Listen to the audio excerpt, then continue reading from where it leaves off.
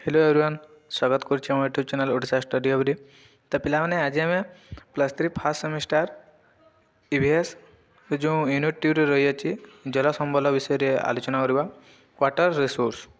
तो पाने पूर्वर भी क्लास यूनिट 2 रो 3टी क्लास सरी जाइए। तो जो मैंने देखी ना प्लेलिस्ट को जाकि देखी नब परिवेश प्रदूषण संबल और अरण्य संबल। तो 3टी क्लास सरी जाइए। जो मैंने देखी नहीं प्लेलिस्ट को जाकि देखी नब। तो आज आम जल संबल विषय रे आलोचना करवा वाटर रिसोर्स। तो चलतु आरंभ करवा। तो देख जल संबलर उत्स सोर्स ऑफ वाटर रिसोर्स। जल एक असरंती जातीय संबल।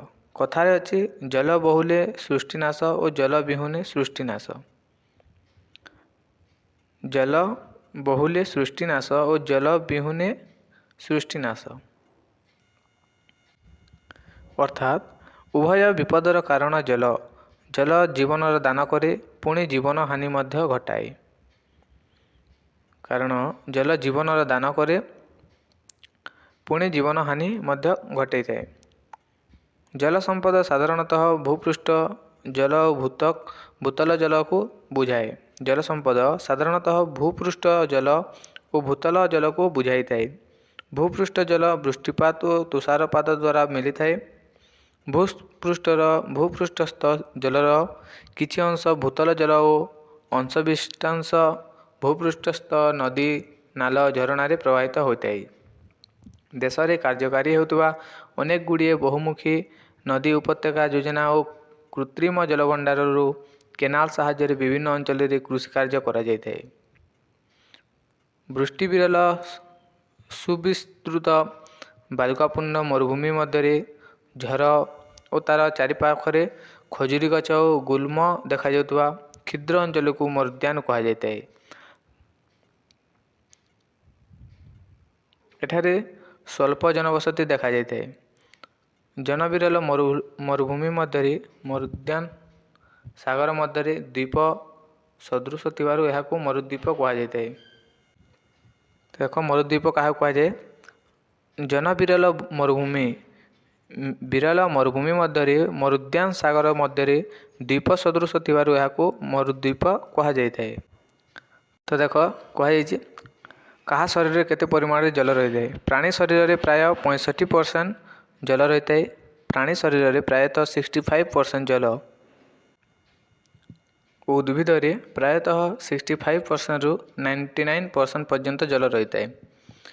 तो देख ए देखा जल केतेक वास्तवता और केतेक तथ्य। जल केतेक वास्तवता और केतेक तथ्य। पृथ्वी रे समुदाय जलर शतकड़ा होची 97 भाग लुणी जल। पृथ्वी रे समुदाय जलर शतकड़ा होची 97 भाग लुणी जल सागर।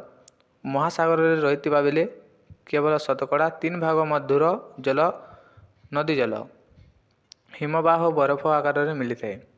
मधुर जलर शतकड़ा 70 भाग बरफ और हिमबाह आकार में अंटार्कटिका ग्रीनलैंड एवं पर्वत शिखर गुड़िक गच्छित थिबा बेले अवशिष्टांश शतकड़ा 30 भाग रु कम जल भूगर्भ जल उपरे संचित हो रही। तो देख पृथ्वी समुदाय जलर शतकड़ा होची 97 भाग लुणी जल सागर और महासागर रही बेले केवल शतकड़ा 3 भाग मधुर जल होता है। ताहा हिमबाह बरफ आकार में मिली थाए। तो देख भारत में वार्षिक मुंड पिछा मिलुवा जलर परिमाण अनुसार भारतर स्थान पृथ्वी रे 133 समग्र वृष्टिपात परिमाण शतकड़ा मात्र 4 भाग भारत पाई थाए। भारत में वार्षिक मुंड पिछा मिलुवा जलर परिमाण अनुसार भारतर स्थान पृथ्वी रे 133 समग्र वृष्टिपात परिमाण शतकड़ा मात्र 4 भाग भारत पाई थाए। 2025 मसीहा सुधा भारतर अनेक भाग जल संकटर सम्मुखीन होब और आम देश पृथ्वीर अन्य देश और अंचल सह सामिल हो। तो देख ये देखा जलभाग को जल संरक्षण आवश्यकता।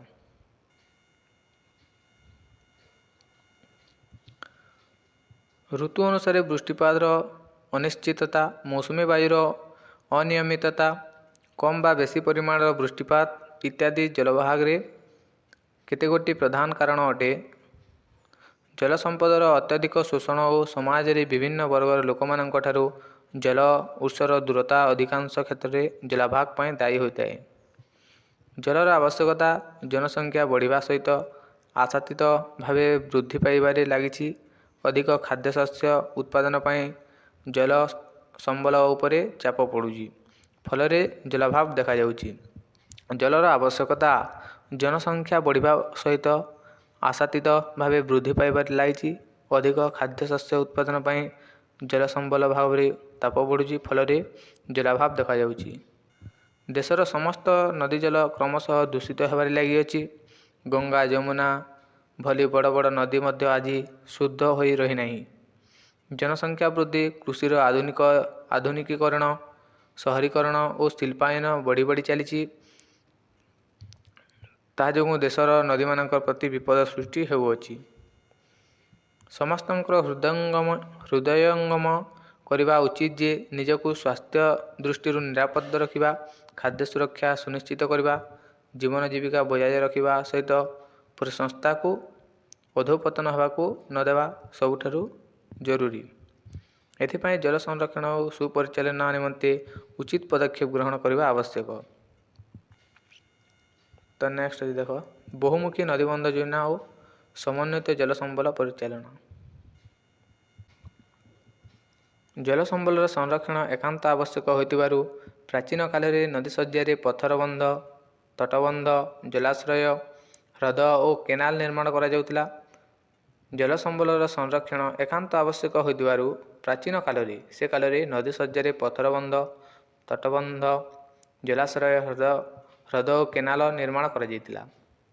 ପାରମ୍ପରିକ ନଦୀବନ୍ଧ ଯୋଜନାରେ ନଦୀ ଶଯ୍ୟାରେ ବନ୍ଧ ବାନ୍ଧି ଜଳଭଣ୍ଡାର ସୃଷ୍ଟି କରି ପରବର୍ତ୍ତୀ କାଳରେ ସଞ୍ଚିତ ଜଳକୁ କୃଷି କ୍ଷେତ୍ରରେ ଜଳସେଚନ କାର୍ଯ୍ୟରେ ଲଗାଯାଉଥିଲା। ତ ଦେଖ, ପାରମ୍ପରିକ ନଦୀବନ୍ଧ ଯୋଜନାରେ ନଦୀ ଶଯ୍ୟାରେ ବନ୍ଧ ବାନ୍ଧି ପ୍ରାଚୀନ କାଳରେ ବନ୍ଧ ବାନ୍ଧି ଜଳଭଣ୍ଡାର ସୃଷ୍ଟି କରି ପରବର୍ତ୍ତୀ କାଳରେ ସଞ୍ଚିତ ଜଳକୁ କୃଷି କ୍ଷେତ୍ରରେ ଲଗାଯାଉଥିଲା। ତ ଆଜିକାଲି ନଦୀବନ୍ଧ ଯୋଜନା ଦ୍ୱାରା ଜଳସେଚନ ସହ ଜଳବିଦ୍ୟୁତ ଉତ୍ପାଦନ, ଘରୋଇ ଓ ଶିଳ୍ପ କ୍ଷେତ୍ରରେ ବ୍ୟବହାର, ବନ୍ୟା ନିୟନ୍ତ୍ରଣ, ନୌକା ବିହାର, ମତ୍ସ୍ୟ ପ୍ରଜନନ, ଅନ୍ତଃସ୍ଥଳୀୟ ଜଳ ପରିବହନ, ପର୍ଯ୍ୟଟନ ଓ ମନୋରଞ୍ଜନ ଆଦି ବହୁବିଧ କାର୍ଯ୍ୟ ପାଇଁ ବ୍ୟବହୃତ ହେଉଛି। ତ ଆଜିକାଲି ନଦୀବନ୍ଧ ଯୋଜନା ଦ୍ୱାରା ଜଳସେଚନ ସହ ଜଳବିଦ୍ୟୁତ ଉତ୍ପାଦନ, ଘରୋଇ ଓ ଶିଳ୍ପ କ୍ଷେତ୍ରରେ ବ୍ୟବହାର, ବନ୍ୟା ନିୟନ୍ତ୍ରଣ, ନୌକା ବିହାର, ମତ୍ସ୍ୟ ପ୍ରଜନନ ଇତ୍ୟାଦି ବହୁବିଧ କାର୍ଯ୍ୟ ପାଇଁ ବ୍ୟବହାର ହେଉଛି। ତ ଦେଖ, ଆଜିକାଲି ଅଧିକାଂଶ ନଦୀବନ୍ଧ ଯୋଜନା ଗୁଡ଼ିକ ବହୁବିଧ ଉଦ୍ଦେଶ୍ୟରେ ସାଧନା ନିମନ୍ତେ କାର୍ଯ୍ୟକାରୀ ହେଉଥିବାର ଏଗୁଡ଼ିକୁ ବହୁମୁଖୀ ନଦୀବନ୍ଧ ଯୋଜନା ବୋଲି କୁହାଯାଇଥାଏ। କାରଣ ଏହାଦ୍ୱାରା ଆବଦ୍ଧ ଜଳରାଶିକୁ ବିଭିନ୍ନ କାର୍ଯ୍ୟରେ ଲଗାଯାଇ ପାରୁଛି। ତ ଦେଖ, ଆଜିକାଲି ଅଧିକାଂଶ ନଦୀବନ୍ଧ ଯୋଜନା ଗୁଡ଼ିକରେ ବହୁବିଧ ଉଦ୍ଦେଶ୍ୟରେ ସାଧନ ନିମନ୍ତେ କାର୍ଯ୍ୟକାରୀ ହେଉଥିବାରୁ ଏଗୁଡ଼ିକୁ ବହୁମୁଖୀ ନଦୀବନ୍ଧ ମଧ୍ୟ କୁହାଯାଇଥାଏ।